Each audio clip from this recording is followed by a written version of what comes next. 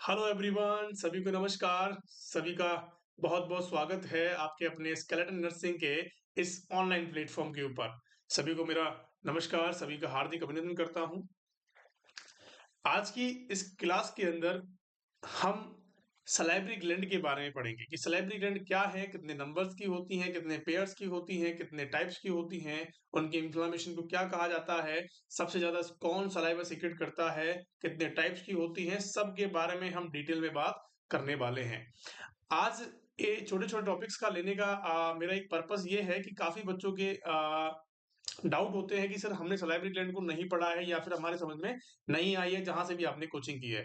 तो अगर मैं आपको यहाँ पे सलाइवरी ग्लैंड को 20 मिनट के अंदर 25 मिनट के अंदर आपका क्लियर करवा देता हूँ, छोटा-सा टॉपिक है। अगर यहाँ से कोई भी क्वेश्चन आता है तो आप उसको कर पाओ। क्योंकि 20-25 मिनट के टॉपिक से अगर कोई क्वेश्चन मैं अगर दावे के साथ कहता हूँ कि अगर कोई भी आपका सलाइवरी ग्लैंड से क्वेश्चन आएगा तो इसके बाहर नहीं जाएगा। उतना डिटेल मैं आपके लिए लेके आया हूँ। कुछ भी नहीं छोड़ा है मैंने। इस बात को समझ रहे हो? मैंने आपको यहाँ पे सिर्फ उतना ही बताऊँगा मैं आपको सिर्फ उतना ही बताऊँगा जितना हमारी एग्ज़ाम में पूछा जाता है और सफिशिएंट है हमारे नर्सिंग कैडर के लिए। आगे बात समझ में? तो आपको बिल्कुल घबराना नहीं है, लोड लेने की ज़रूरत नहीं है। 15 से 20 से 25 मिनट मेरे को दे दीजिए, आपका सलाइवरी ग्लैंड यहीं पे क्लियर हो जाएगा। ठीक है? वन बाय वन करके हम एक पॉइंट टू पॉइंट हम चीज़ों को लिखेंगे। आपको मेरे साथ-साथ ही लिखना है, पहले समझना है, फिर उसके बाद लिखना है। घबराने की कोई ज़रूरत नहीं है, लोड लेने की कोई ज़रूरत नहीं है। आगे बात समझ में नहीं आए, तो आपको मेरे से पूछना है, कमेंट बॉक्स के अंदर कमेंट करेंगे या फिर हमारे सपोर्टिव नंबर्स पे आप कॉल कर सकते हो।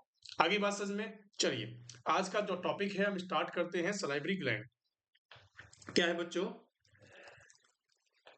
Salivary gland. अब सलाइवरी ग्लैंड क्या है उसके बारे में समझे पहले कि सर सलाइवरी ग्लैंड का मतलब क्या है। सिंपल सी भाषा के अंदर अगर मैं बात करता हूँ, ग्लैंड सर एक ऐसी चीज है। सलाइवरी ग्लैंड क्या है? एक ऐसी चीज है जो हमारे माउथ के अंदर होती हैं और क्या करती हैं? सलाइवा को सीक्रेट करती हैं। क्या करती हैं? गैसी ग्लैंड जो सलाइवा को सीक्रेट करती हैं और ज्यादातर कहाँ रहती है? हमारे माउथ वाले एरिया के अंदर रहती हैं। इस बात का मतलब समझ में आया? सिंपल सी लैंग्वेज में बात करेंगे कि ऐसी ग्लैंड जो सलाइवा सीक्रेट करती हैं, सलाइवा को बनाने में काम करती हैं, उसको कहते हैं सलाइवरी ग्लैंड्स। आगे बात समझ में? अब इस पे जो क्वेश्चंस बनते हैं वो कैसे-कैसे बनते हैं मैं आपको बताने वाला हूँ। सबसे पहली चीज सबसे पहली चीज तो ये होती है कि सर आपके जो क्वेश्चंस बनते हैं इस पे बहुत सारे क्वेश्चंस आए हुए हैं, मैं आपको बताता हूँ। इस पे पूछे जाते हैं कि सर टोटल नंबर्स कितने होते हैं। टोटल जो नंबर्स में होती हैं, टोटल नंबर्स में जो होती हैं ये कितनी होती हैं। टोटल नंबर्स कितने होते हैं बच्चों? तो आपको बताना है 6 इन नंबर। कितने होते हैं? कि ये 6 होती है नंबर्स के अंदर। अगर आपसे कोई पेयर्स के अंदर पूछ ले कि सर ये पेयर्स कितने होते हैं सलाइवरी ग्लैंड के, तो आपको 3 पेयर बताना है, क्योंकि एक पेयर के अंदर पेयर का मतलब होता है जोड़ा, कि एक जोड़े के अंदर 2 चीजें होती हैं। जैसे पति-पत्नी का जोड़ा होता है क्योंकि उसके अंदर 2 लोग हैं, उसको जोड़ा क्यों बोला? क्योंकि इसके अंदर 2 लोग हैं। आगे बात समझ में? कहते हैं ना शादी-ब्याह में कि सर जोड़े के साथ आना है, वैसे ही यहाँ पे बताया गया है कि जोड़े के अंदर 2 होते हैं, आपको ये समझना है। अगर आपसे टोटल नंबर्स पूछे जाएँ तो 6 बताने हैं, अगर आपको पेयर पूछा जाए तो 3 बताना है। आगे बात समझ में? ये दोनों सवाल आपके क्लियर हुए या नहीं हुए? ये दोनों सवाल आपके क्लियर हुए या नहीं हुए? बहुत ज़्यादा इंपॉर्टेंट है बच्चों, इन सवालों को हल्के में नहीं लेना है, वरना वाले क्वेश्चंस जो होते हैं हमारे लिए बहुत ही ज़्यादा महत्वपूर्ण साबित हो सकते हैं। आगे बात समझ में? आपने देखा कि टोटल नंबर 6 होते हैं, पेयर्स की बात करें तो 3 पेयर होते हैं। ठीक है। अब मैं इसके टाइप्स की बात करूँगा कि सर ये कितने टाइप्स की होती हैं। सलाइवरी ग्लैंड्स के टाइप्स की बात कर लेते हैं। सबसे पहली चीज़ कि ये कितने टाइप की होती हैं बच्चों? 3 टाइप्स की होती हैं। इसके कितने टाइप होते हैं? 3 टाइप्स होते हैं। अब 3 टाइप्स कौन-कौन से होते हैं? सबसे पहली चीज़, सबसे पहली होती है पैरोटिड ग्लैंड। पैरोटिड पहली होती है पैरोटिड ग्लैंड। सेकंड नंबर की होती है सब मैक्सिलरी या सब मैंडिबुलर ग्लैंड। सब मैक्सिलरी एंड सब mandibular gland.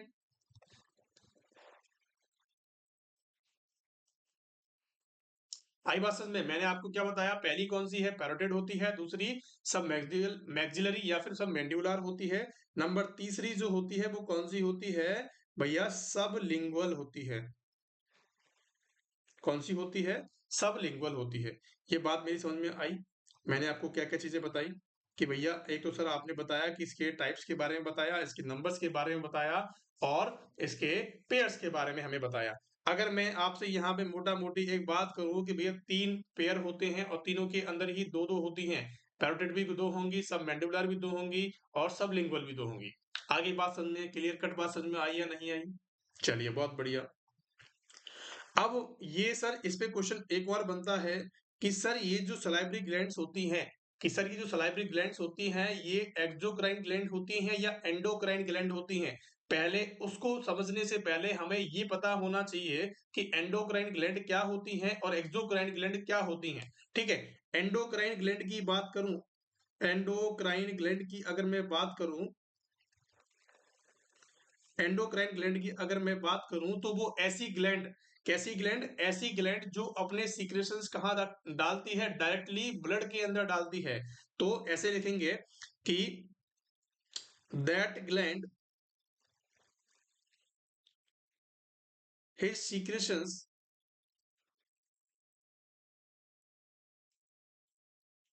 Release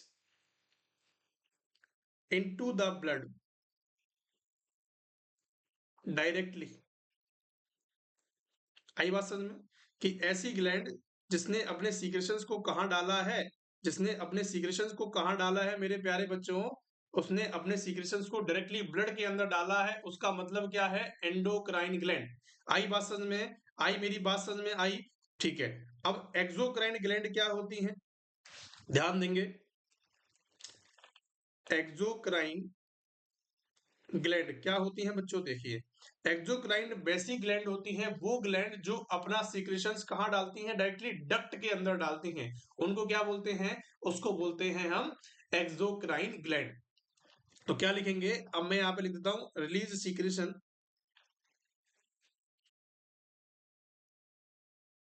release secretion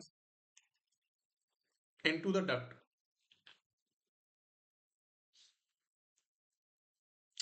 ठीक है, मेरी बात समझ में आई आप सभी को? मैंने क्या बताया आपको कि सर ऐसी ग्लैंड जो अपने सीक्रेशंस कहाँ डालती है, ऐसी ग्लैंड जो अपने सीक्रेशंस कहाँ डालती है मेरे प्यारे बच्चों, कि जो अगर ग्लैंड अपनी सीक्रेशंस ब्लड के अंदर डाल रही है इसका मतलब क्या है, एंडोक्राइन ग्लैंड।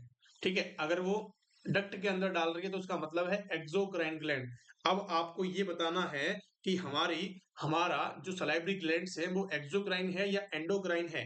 तो आपको बताना है कि सर ये तो इनका कोई सलाइवा ब्लड के अंदर तो नहीं जाता है, हमारा जो सलाइवा सीक्रेट करती है वो ब्लड के अंदर तो नहीं जाता है, वो डक्ट के अंदर ही जाता है और उसके बाद फूड के साथ मिक्स होता है और स्टमक में जाता है, हमारे स्टमक वाले पार्ट से होके जाता है और फीसेस के थ्रू निकल जाता है। ऐसा ही होता है, ब्लड स्ट्रीम में तो नहीं जाता ना ये। ठीक है, तो अब आपने ये समझना है कि ये सलाइवरी ग्लैंड्स होती हैं, तो यहाँ पे लिखेंगे कि salivary glands are the exocrine gland. अब इनकी क्या होता है बच्चों की, इनकी हम कह सकते हैं कि इनकी जो डक्ट्स होती हैं वो अलग-अलग होती हैं। इनकी जो डक्ट्स होती हैं वो अलग-अलग होती हैं। आगे बात समझ में? चलिए, अब तीसरी बात कर लेते हैं कि भैया आपने देख लिया कि एक्सोक्राइन ग्लैंड्स होती हैं और पेयर्स की बात कर ली, टाइप्स की बात कर ली, ठीक है। क्वेश्चन नंबर अगला, मतलब कि पॉइंट नंबर अगला या क्वेश्चन नंबर अगला कि जो हमारी सलाइवरी ग्लैंड्स होती है ना, सलाइवरी ग्लैंड्स शो अपीयरेंस। कैसा अपीयरेंस, मतलब कि दिखने में कैसी लगती हैं। अगर अपीयरेंस की बात करूं, कैसा ये प्रदर्शनी करती हैं, दिखने में कैसी लगती हैं, ठीक है। जैसे लड़के होते हैं तो बहुत हैंडसम लगती हैं, लड़कियां बहुत क्यूट लगती हैं दिखने में, ठीक है। उसी प्रकार से यहाँ पे सलाइवरी ग्लैंड भी क्या करती हैं, अपने अपीयरेंस को शो करती हैं। तो अपीयरेंस कैसा होगा, तो सलाइवरी ग्लैंड शो अपीयरेंस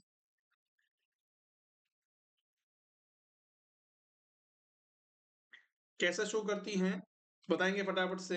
एक क्वेश्चन पूछा गया था एग्जाम के अंदर, तो कैसा, रैसमोर अपीयरेंस कैसा करती हैं, रेस्मोर अपीयरेंस। रेस्मोर अपीयरेंस क्या होता है बच्चों, एक होता है just like a bunch of grapes, just like a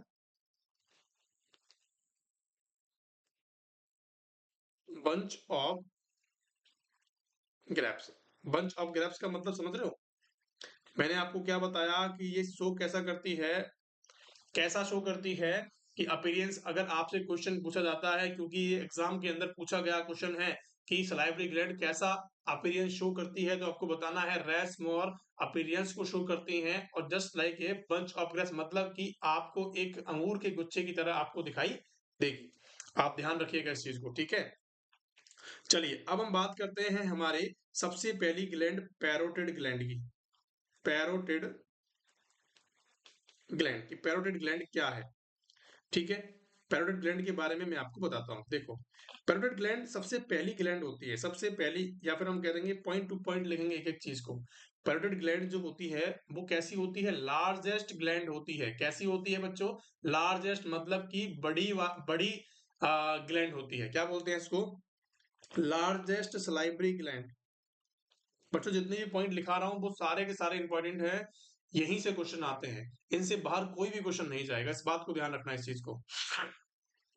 largest gland of, ऐसे कह सकते हैं लार्जेस्ट सलाइवरी ग्लैंड, ठीक है।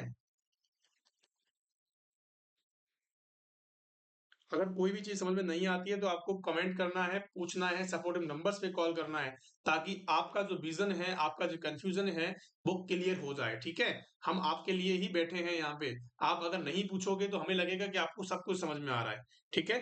तो आपने देखा कि पैरोटिड ग्लैंड जो होती है, सबसे पहला पॉइंट आपने लिखा कि ये सबसे लार्जेस्ट ग्लैंड होती है। नंबर दूसरी बात करते हैं कि ये भैया सीक्रेट करती है क्या, तो secret secret maximum amount of ptyalin enzyme. क्या करती है?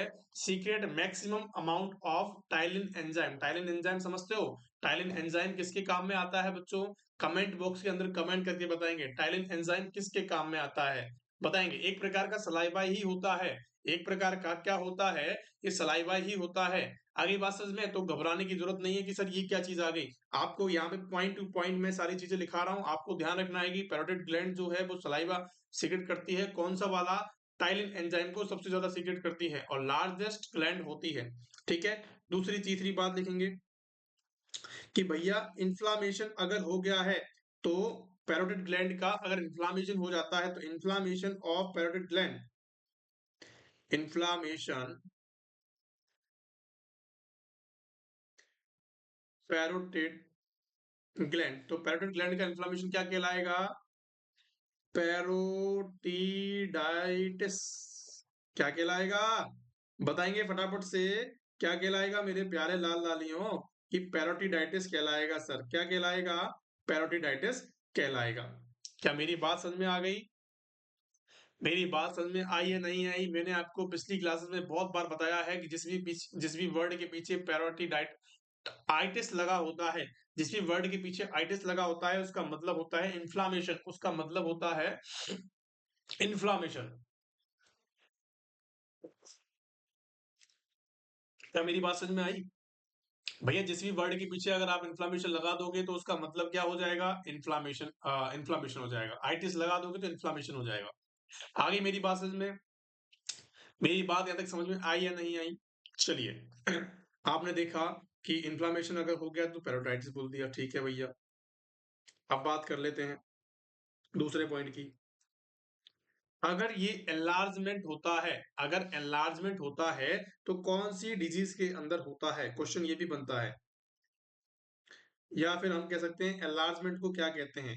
Enlargement of parotid, enlargement of parotid gland is seen in, ये बताएंगे विच डिजीज। ये शायद सभी को पता होगा बच्चों, ये क्वेश्चन मैंने आपसे पूछा है, इसका आंसर फटाफट से करेंगे। देखिए सिंपल सी बात है कि ये पूछा जा रहा है कि लार्जमेंट of parotid gland is seen in which disease, कौन सी डिजीज के अंदर आपको पैरोटिड ग्लैंड का इन्फ्लामेशन या फिर एनलार्जमेंट देखने को मिलता है, बड़ी हुई देखने को मिलती है, ठीक है। तो आपको बताना है मम्स डिजीज के अंदर। अगर ये मम्प्स डिजीज बचपन में होती है, लेस देन 3 इयर्स के बच्चों के अंदर मोस्ट कॉमन पाई जाती है। आपने देखा होगा आपने देखा होगा कि कान के यहाँ से फूल जाता है, कान के यहाँ से, क्योंकि हमारे जो पैरोटिड ग्लैंड्स होती है वो in front of the year होती है। कहाँ होती है? In front of the year होती है, तो आपको यहाँ पे सूजा हुआ देखने को मिलता है। मोस्ट कॉमन होती है 3 इयर्स के बच्चों के अंदर। ठीक है। अब मम्प्स डिजीज आप सभी ने पता होगा, सीएचएन के अंदर मम्प्स डिजीज का मतलब क्या है, कि मम्प्स जो डिजीज होती है वो किसके कारण होती है, कॉजेटिव फैक्टर क्या है, तो कॉज बाय कौन करता है, कि सर पैरामिक्सो वायरस करता है। Para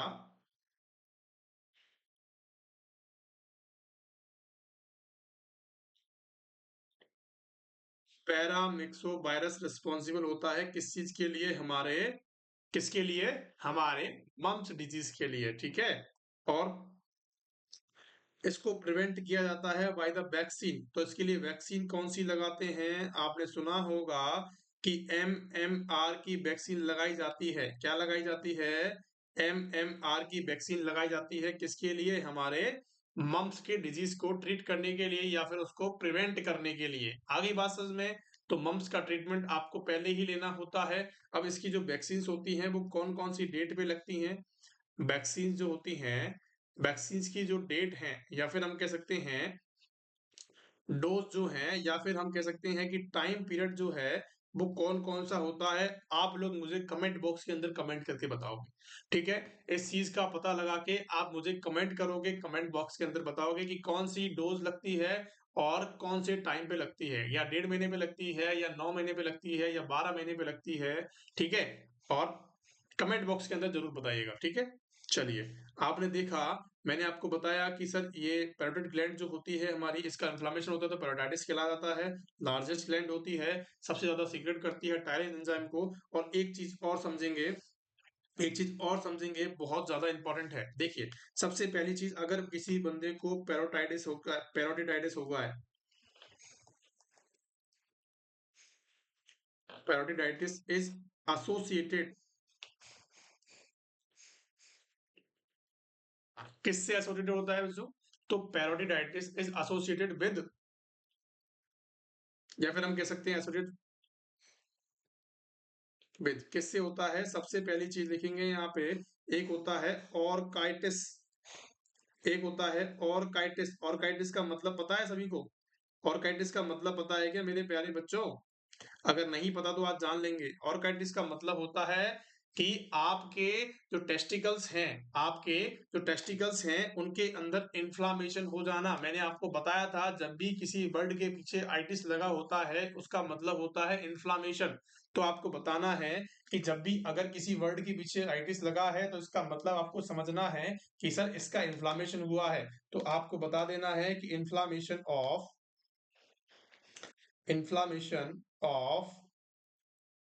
testicles. ठीक है। वन भी हो सकता है और बोथ भी हो सकते हैं। ऐसा कब होता है? ठीक है। दूसरी बात करेंगे, चलो इसके बारे में मैं आपको बताता हूँ। दूसरी बात करेंगे ऊफ्राइटिस। क्या करेंगे? ऊफ्राइटिस। ऊफ्राइटिस का मतलब क्या है, फटाफट से कमेंट में कमेंट करेंगे। ऊफ्राइटिस का मतलब क्या होता है मेरे प्यारे बच्चों? ऊफ्राइटिस का मतलब होता है कि inflammation of the ovary, inflammation of ovary. क्या मेरी बात समझ में आई? मैंने आपको बताया कि टेस्टिस का इन्फ्लेमेशन हो जाना क्या कहलाता है, ऑर्काइटिस कहलाता है। और अगर और ओवरी का हो जाता तो क्या कहलाता है, हमारा क्या कहलाएगा मेरे प्यारे बच्चों? हमारी ऊफ्राइटिस कहलाएगा। अगर ओवरी का होता है तो ऊफ्राइटिस कहलाता है, अगर टेस्टिकल्स का हो रहा है तो ऑर्काइटिस कहलाएगा। इन दोनों बातों को समझना पड़ेगा जब भी किसी बंदे को, जब भी ये एसोसिएटेड कैसे होती है मैं आपको बताता हूँ। अगर किसी को बचपन में ये चीजें हो गई हैं तो कोई इश्यू नहीं है, उसके अंदर एंटीबॉडीज आ चुकी हैं, या फिर किसी ने वैक्सीन लगवाई है तो भी उसके अंदर एंटीबॉडीज हैं, तो उसको तो बहुत कम चांसेस है कि मम्स हो। ठीक है। लेकिन जिन ऐसा कब देखा गया है कि जिन फीमेल्स को या जिन मेल्स को क्या होता है, आफ्टर प्यूबर्टी के बाद मम्स होता है, after puberty,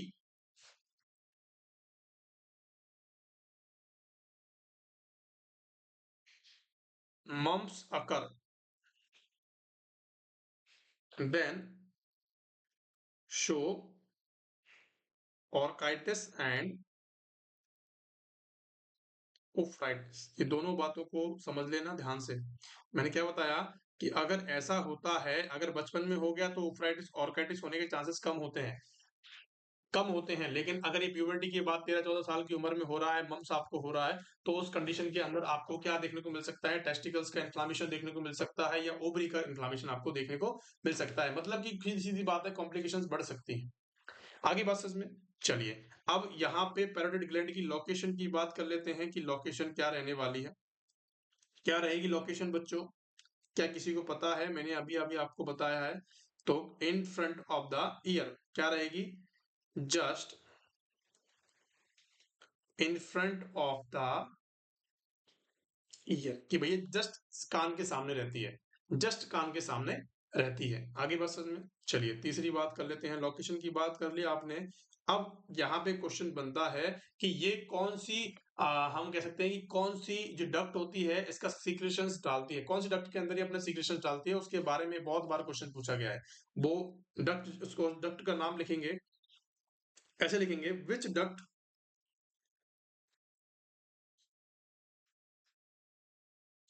receive the receive saliva from parotid gland, कौन सी है? इज कॉल्ड, ऐसे लिखेंगे, स्टेंसन डक्ट। कौन सी डक्ट है मेरे बच्चों? स्टेंसन डक्ट है। कौन सी है? Stensen, STENSENS। स्टेंसन डक्ट जो है वो एक हम कह सकते हैं कि पॉपुलर डक्ट है। इसके बारे में क्वेश्चन बहुत बार पूछे गए हैं। अब स्टेंसन डक्ट क्या होती है, तो आपको याद रखना है कि पैरोटिड ग्लैंड जो होती है वो अपनी लार्जेस्ट जो ग्लैंड होती है वो अपना सीक्रेशंस कहाँ डालती है? स्टेंसन डक्ट के अंदर डाल देती है। और स्टेंसन जो डक्ट होती है वो ओपन होती है, कहाँ होती है बच्चों?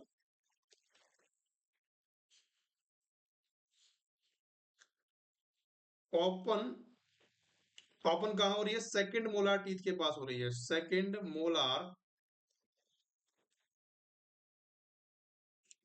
मोलार टीथ क्या हो रही है हमारे? ओपन कहाँ होती है? सेकंड मोलार टीथ के पास ही ओपन हो रही है। क्या मेरी बात आप तक पहुंच गई है बच्चों? और अगर मैं बात करूं तो कंटेन कितना रखती है? कंटेन 25%, 25% ऑफ सलाइवा को अपने पास रखती है। मतलब कि 25% का मतलब समझ रहे हो? 100% में से एक चौथाई भाग तो यही अपने पास रख देती है। क्या मेरी बात समझ में आ गई? मैंने जितनी भी चीजें हाईलाइट करी हैं वो सारी की सारी चीजें इंपॉर्टेंट हैं, और जितनी चीजें मैंने बताई हैं एक्चुअली वो सारी ही इंपॉर्टेंट है। आगे बात समझ में? चलिए, यहाँ तक की पैरोटिड की बात हुई। दूसरी ग्लैंड की बात कर लेते हैं, सब मैक्सिलरी एंड सब मैंडिबुला ग्लैंड। ठीक है, अब सब मैंडिबुलर और सब मैक्सिलरी जो ग्लैंड्स होती हैं, मैं आपको बता चुका हूं कि ये कैसी ग्लैंड्स होती हैं, जो कहाँ प्रेजेंट होती हैं। अगर मैं इसकी लोकेशन की बात करूं तो देखो कहाँ होती है। अब सब मैंडिबुलर का मतलब है कि जस्ट उसके पास में होगी या उसके नीचे होगी। ठीक है, उसके पास बोल सकते हो या नीचे बोल सकते हो। तो उसमें क्या लिखेंगे? प्रेजेंट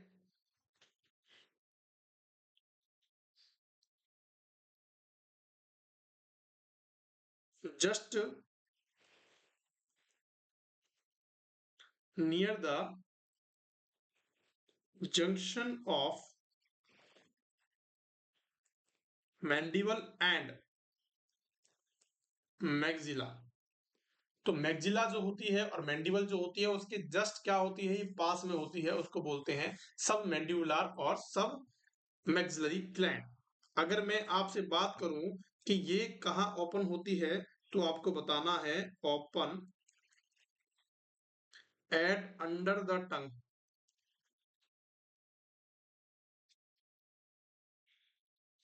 कहाँ होती है? Just open the under the tongue. आई बात समझ में? क्या मेरी बात समझ में आई सभी को? चलिए,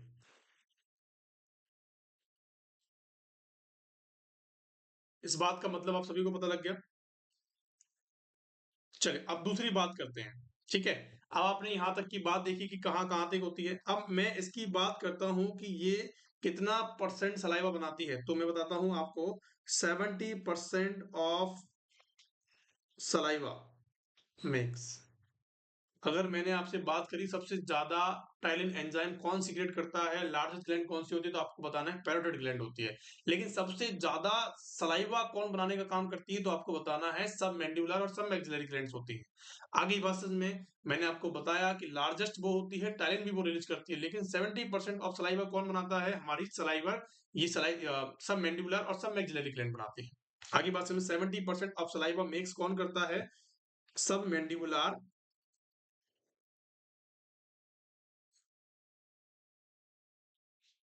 एंड सब मैक्सिलरी। ठीक है, क्या मेरी बात समझ में आई?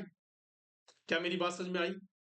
चलिए बहुत बढ़िया, और बातें करते हैं। अब ऐसी बात कर लेते हैं कि मोस्ट कॉमन ऐसे करते हैं, रुको। It release their secretions in which duct. हाँ भैया, जैसे मैंने आपको बताया कि पैरोटिड ग्लैंड जो होती है वो अपने एक्सटेंशन डक्ट के अंदर डालती है, लेकिन उसी प्रकार यहाँ पे भी एक डक्ट पाई जाती है। वो कौन सी डक्ट होती है, उसका नाम होता है वॉल्टन्स डक्ट। कौन सी होती है? वॉर्टन्स डक्ट होती है। बहुत ज्यादा इंपॉर्टेंट है, बहुत बार क्वेश्चन पूछे गए हैं। ठीक है, वॉर्टन डक्ट्स क्या है, और वॉर्टन डक्ट्स के अंदर सबसे मोस्ट कॉमन कॉम्प्लिकेशन किस चीज का होता है। देखो, सबसे ज्यादा अगर इसके अंदर सलाइवा है तो इसके अंदर ही स्टोन फॉर्मेशन होने के चांसेस होते हैं। तो ऐसे हम लिखेंगे कि मोस्ट कॉमन साइट ऑफ कि most common site of sialolithiasis, या फिर हम कह सकते हैं सियालो।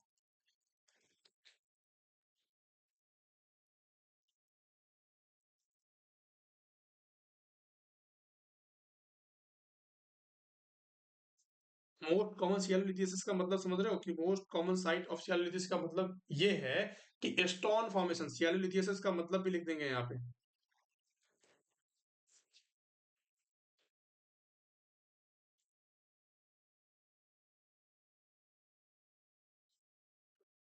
तो सबसे ज्यादा स्टोन फॉर्मेशन होने के चांसेस कहाँ होते हैं, वार्टन डक्ट के अंदर होते हैं। ठीक है, अब वार्डन डक्स की बात करूं मैं आपसे, यहाँ पे बात कर रहे हो तो वार्डन डक्स की बात कर रहे हैं, तो वार्डन जेली भी नाम की होती है। वाटर्स जेली, वार्डन जेली क्या होती है? वार्डन जेली होती है जो हमारी ह्यूमन अम्लाइकल कॉर्ड बनी हुई होती है।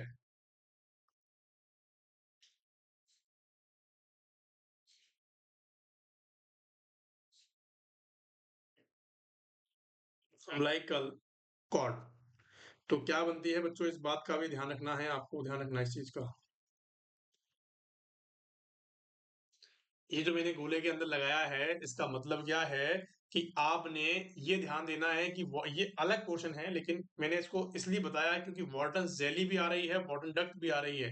दोनों के नाम सेम है लेकिन काम अलग अलग है। तो आपको ध्यान रखना है वार्टन डक्ट्स क्या होती है। डक्ट का मतलब ही आपको समझ जाना है कि सलाइवरी ग्लैंड जो होती है, सब मैक्सिलरी सब मैंडिबुलर, वो अपना ड्रेन करती है सलाइवा डक्ट के अंदर। और जेली क्या होती है, जेली से मिलके बना होता है हमारा ह्यूमन का अम्लाइकल कॉर्ड, जो कि बच्चे से और प्लेसेंटा से कनेक्टेड, एक दूसरे को कनेक्टेड रखता है। क्या मेरी बात आप तक पहुंच गई? क्या मेरी बात पहुंच गई है ना? चलिए, अब मैं आपसे बात करता हूं कि मैक्सिमम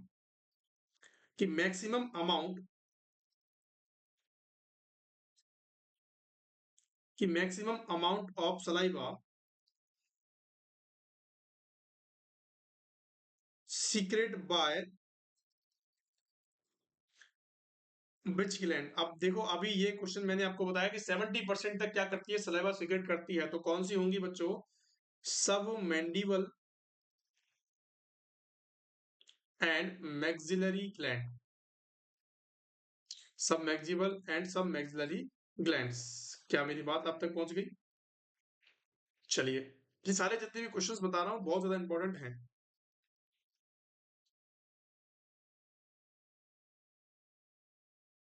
चलिए, मोस्ट थिकेस्ट सलाइवा।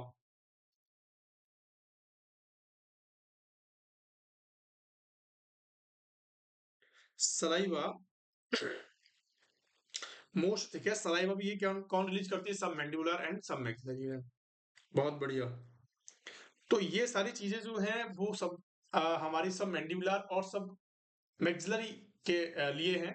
मैंने आपको बताया कौन-कौन सी चीजें बताई हैं सबमैंडिबुलर के अंदर, सबमैंडिबुलर और सब मैक्सिलरी के अंदर मैंने आपको बताया है कि ये कहाँ प्रेजेंट होती है हमारी just near of the mandible and maxilla के जंक्शन पे प्रेजेंट होती है। ठीक है, ओपन कहाँ होती है? Tongue upon the tongue on the floor के जो हमारी अंडर द टंग ये ओपन होती है, 70% सलाइवा को बनाती है और सबसे ज्यादा सलाइवा को ये भी बनाती है।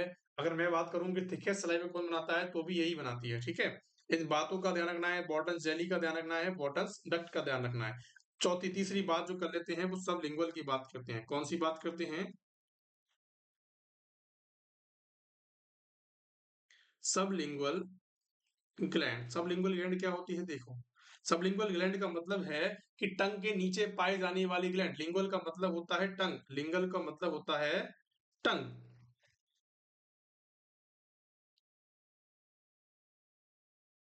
लिंगुअल का मतलब होता है टंग और सब का मतलब होता है नीचे। ठीक है, दोनों बातों का मतलब समझना। टंग के नीचे पाए जाने वाली ग्लैंड को क्या कहते हैं? सबलिंगुअल ग्लैंड कहते हैं। क्या कहते हैं? सबलिंगुअल ग्लैंड कहते हैं। लिखेंगे इसको। लोकेशन की बात कर लेते हैं कि भैया लोकेशन क्या है, कि भैया लोकेशन क्या है?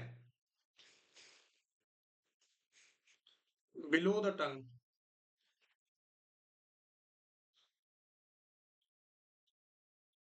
बिलो द टंग, टंग के नीचे पाई जाने वाली ग्लैंड कौन सी है? कौन सी है? सबलिंगुअल ग्लैंड है। ठीक है बच्चों, ठीक है। और दूसरी चीज क्या लिखेंगे कि भैया डक्ट कौन सी होती है, कि अपने डक्ट के कौन से पोर्शन में, मतलब कौन सी डक्ट के अंदर अपना ड्रेन करती है, तो आपको बताना है duct of Rivinus. Duct of Rivinus या फिर हम कह सकते हैं बार्थोलिन डक्ट।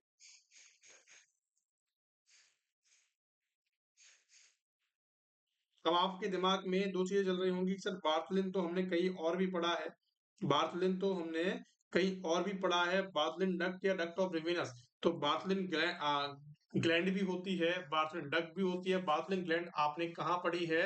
मैं आपको बताने वाला हूँ। ठीक है, सबसे पहली चीज आप सबलिंगुअल के बारे में लिखेंगे। मैंने आपको बताया कि डक्ट ऑफ रेविनस के अंदर अपना ड्रेन करती है, टंग के नीचे पाई जाती है, और लोकेशन आपने देख ली। और इसके बारे में करेंगे it secrets, it secretes 5% of saliva। it secretes the 5% of saliva, मतलब कि सिर्फ 5% ही क्या करती है? सलाइवा सीक्रेट करती है। तो हम कह सकते हैं कि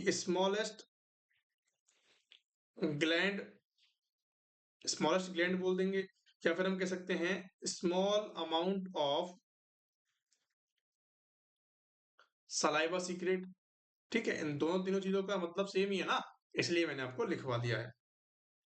और या फिर हम कह सकते हैं स्मॉल या मिनिमम कह सकते हैं। ठीक है, अब ये बातें आपको याद रखनी है कि सबसे कम सलाइवा कौन सीक्रेट करती है, तो आपको बताना है सबलिंगुअल ग्लैंड होती है। ठीक है, 5% ही सलाइवा ग्लैंड रिलीज करती है। अब मैं आपको बताता हूं कि बार्थोलिन ग्लैंड क्या है।